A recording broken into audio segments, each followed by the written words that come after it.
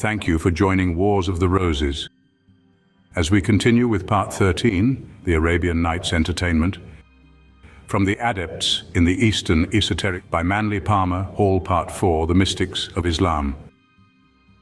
The Arabian Nights Entertainment, the origin of a collection of ancient stories, legends and traditions now called the Arabian Nights Entertainment, or the 1001 Nights, has been a subject of considerable speculation. All that can be said with certainty is that these stories were gathered from a variety of sources over a considerable period of time. Sir Richard Burton, whose name has long been associated with the English translation of these Oriental tales, concluded that the author or authors responsible for the writings are unknown. Burton, therefore, is in substantial agreement with other editors and translators who have explored the same field. It appears most unlikely that the work was subject to any early editorial policy. There are many diversified themes and clearly distinguishable levels of literary ability. Certain diverse chronological references in the text have also inclined learned interpreters and translators to take refuge in the opinion that the stories simply accumulated without rhyme or reason.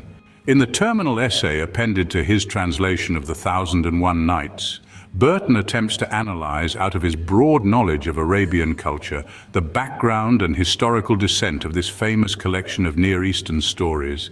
Summarizing the nature of the people among whom these tales originated, he says, "Considered in a higher phase, the medieval Muslim mind displays, like the ancient Egyptian, a most exalted moral idea, the deepest reverence for all things connected with his religion, and a sublime conception of the unity and omnipotence of the deity." On the negative side of the picture, Burton is no less exact. Our Arab at his worst is a mere barbarian who has not forgotten the savage. He is a model mixture of childishness and astuteness, of simplicity and cunning, concealing levity of mind under solemnity of aspect. Against this background, Burton attempts to orient the vast prose poem which, in terms of originality and drama, has few equals among the literature of the world. It has been suggested that some of the earliest parts of the Arabian Nights may date from the 8th century AD, and that additions were made as late as the 16th century. There is some evidence that as a collection the work took on its present form about the 13th century, and that the addition of supplementary material did not alter the general pattern. Some of the thematic elements are probably of Far Eastern origin. The principal types of narrations combined to form the stories are animal fables, fairy tales, and historical, pseudo-historical, and traditional anecdotes. The popular belief that the stories contained in the 1001 Nights belongs to a tavern literature, or were treasured only by the less privileged classes of Muslim society, is obviously untenable. It might as well be said that the Shakespearean plays were only appreciated or understood by the rustics frequenting the Globe Theatre. The morality of both productions has been subject to some question, but in the case of the Arabian Nights, the natural disposition of the people and the prevailing customs of their day must be considered. Noble sentiments are frequently expressed, and the stories are permeated with the peculiar doctrines of mystical sects, and that broad transcendentalism which has always intrigued the Muslim mind. For those willing to suspect that the Arabian Nights stories are more significant than at first appears, it is evident that many of the tales have double meanings, and when properly understood are cleansed of all profane elements.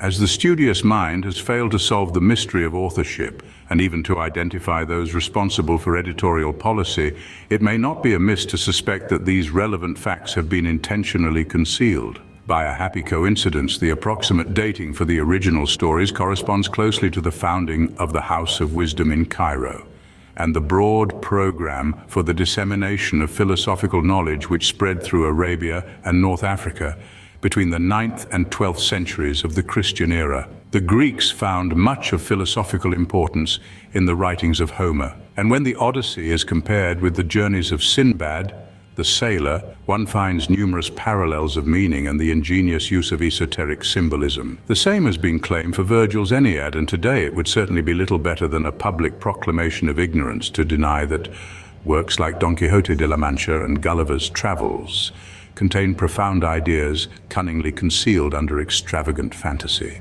The works above mentioned have all been associated rather closely with secret societies functioning beneath the surface of European thinking. While it may be true that the average Muslim has made no systematic effort to decode his literary epic, it has received considerable attention from Western thinkers, who have found therein numerous traces of a worldwide esoteric tradition. It's very probable that a few learned dervishes possess the true keys to the stories, but as usual are not inclined to reveal their knowledge. A magical figure held in wide veneration and regarded as a powerful talisman to attract friendship and affection, according to the Kabbalah of the Saracens. From Oedipus Egyptiacus by Athanasius Kircher.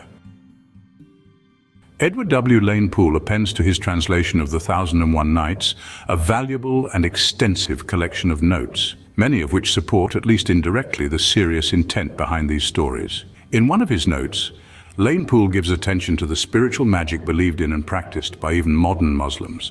Lane Poole feels that this spiritual magic constitutes a link between the followers of Islam and other ancient religious groups.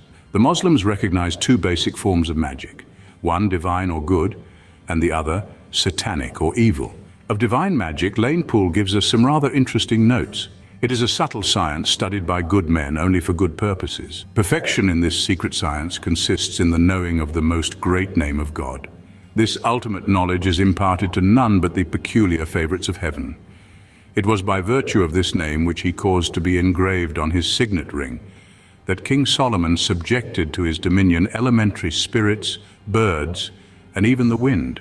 It is known beyond question that among the learned Muslims there was a magical science equivalent to the Kabbalism of Jewish and Christian mystics. The Jesuit scholar Kircher, in his Oedipus Egyptiacus, devotes considerable space to the Arabic Kabbalah.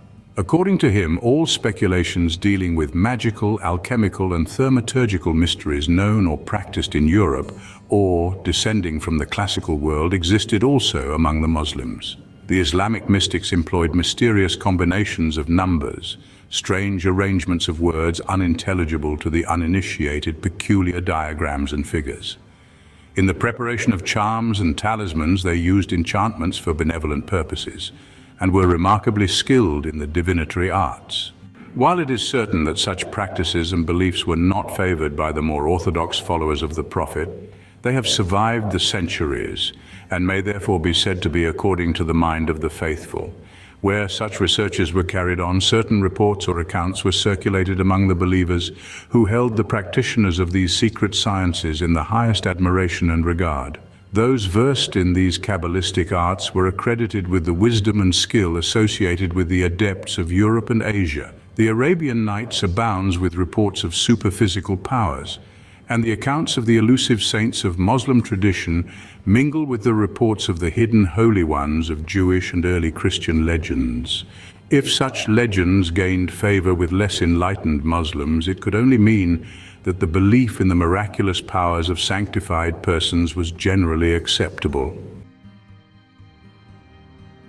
Thank you for watching, and please don't forget to share, like, subscribe and comment, and if you can, please consider donating to Wars of the Roses. Links to PayPal and Patreon are in the description. Thank you so very much.